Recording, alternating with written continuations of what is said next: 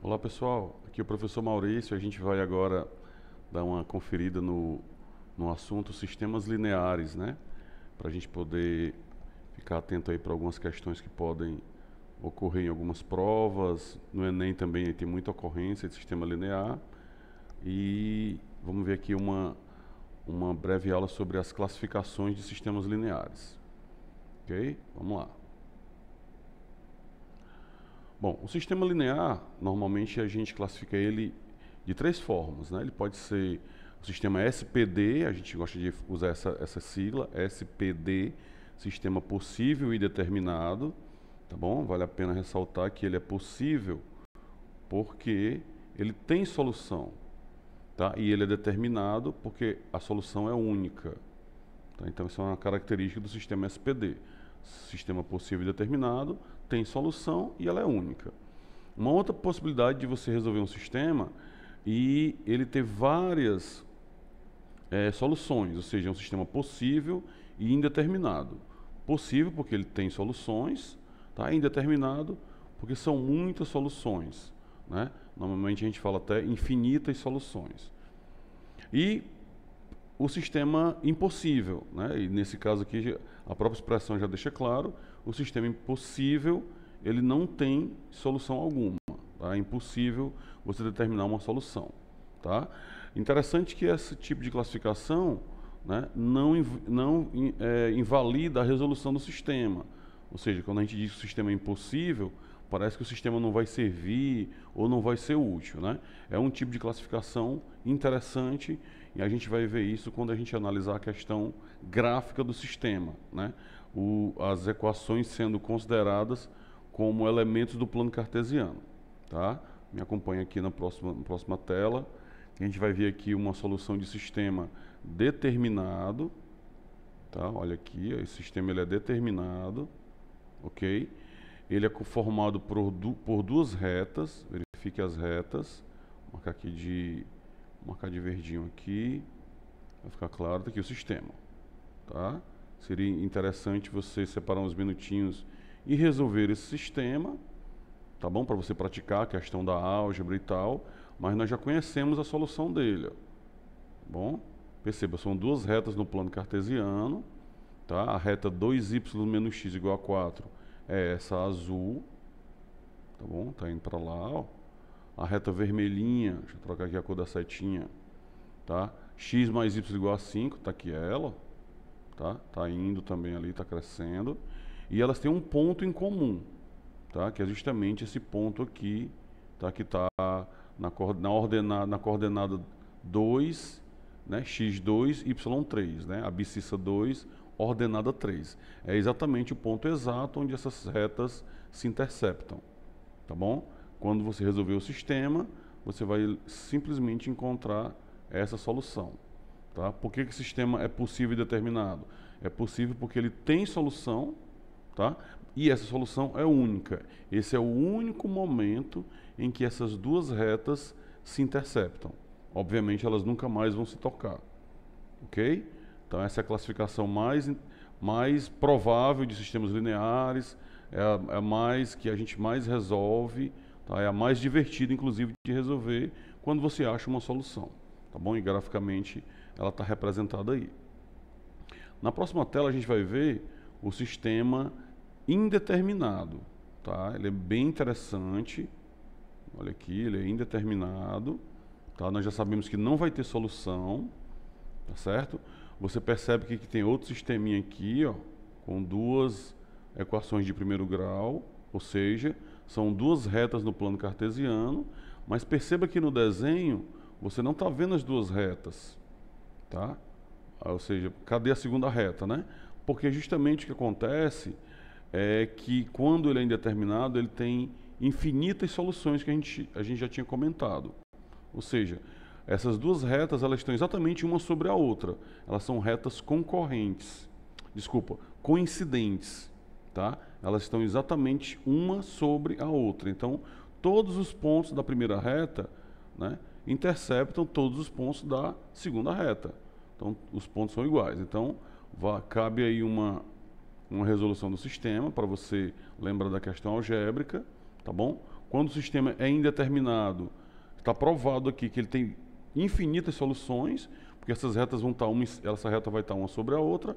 Então todos os pontos das duas retas, né, digamos, se tocam, vamos falar assim, né, porque eles estão exatamente um sobre o outro. Ok? A última classificação, que é o sistema impossível, vem na próxima tela. Olha ele chegando aí. Tá? Bom, como eu falei para vocês lá na primeira explicação, parece que quando a gente fala sistema impossível, parece que não é legal, é um sistema sem sentido, e não. Na verdade, o sistema impossível, com soluções impossíveis ou sem solução, ele é bem interessante. Quando você resolver um sistema, está aqui um sistema para você resolver, no melhor momento que você encontrar, tente resolver, use o método que você achar legal, adição, comparação, substituição, e você vai ver que você não vai achar uma solução, certo?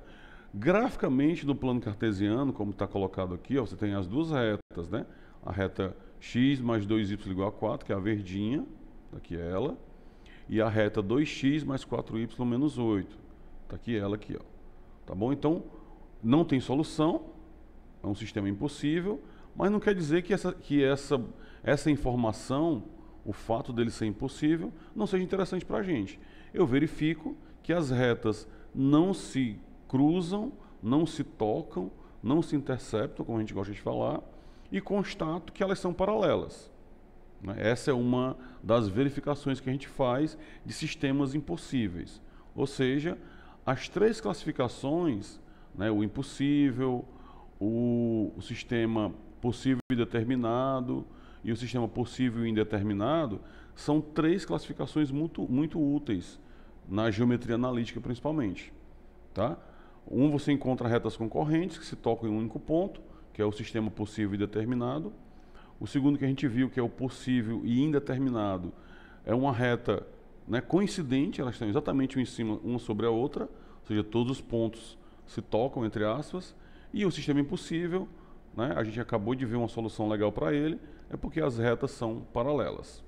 Então, elas nunca vão se tocar. Tá? Então isso vai ser muito importante para a nossa geometria analítica nos próximos passos que a gente vai dar. Ok? Na próxima tela, a gente encontra uma questão que caiu no Enem, Exame Nacional do Ensino Médio, que cobra esse conhecimento de sistema linear. Tá bom? Vou dar uma lida aqui no enunciado e vamos procurar aqui uma resposta correta. Na figura estão representadas três retas do plano cartesiano. Senta aqui o plano cartesiano, né? O eixo x, eixo das abscissas, está aqui ele. Tá? O eixo y, eixo das ordenadas, está aqui ele.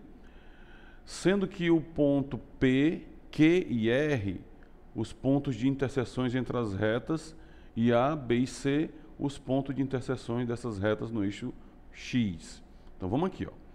O ponto P, tá aqui ele aqui, vou marcar ele aqui, ó, tá? Ele é a interseção da reta R com a reta T. São duas retas que se cruzam no ponto P. O ponto Q, tá? É o ponto de interseção da reta T com a reta S. Elas se tocam nesse ponto Q. E a reta R é a interseção da reta S e a reta R. R e S se tocam aqui, ó. E o ponto A, o ponto B e o ponto C é quando as retas, né, cada uma delas, a R, a S e a T, tocam no seu devido momento no eixo X. O famoso eixo das abscissas, eixo horizontal. Tá bom? Então a gente acabou de explicar como é que a figura está disposta aí para a gente. Continuando o enunciado, ele diz o seguinte, ó, que é justamente o comando da questão que você tem que resolver agora. Essa figura é a representação gráfica de um sistema linear de três equações e duas incógnitas. Tá? Já que o plano, né, só tem duas dimensões, x e y, então só pode ter duas incógnitas. Tá bom? Perceba que o fato de você não saber ou não se interessar pelos valores ou das equações é indiferente. Tá? É importante que as retas estão aí e você está vendo onde elas se tocam. Bom, a gente está vendo aqui que, como é um sistema formado por três retas, tá? Ele seria determinado e possível se ele tivesse um ponto em que todas as retas se cruzassem. Tá? Ou seja, um único ponto em que as três se cruzassem. Elas ficariam mais ou menos assim, ó.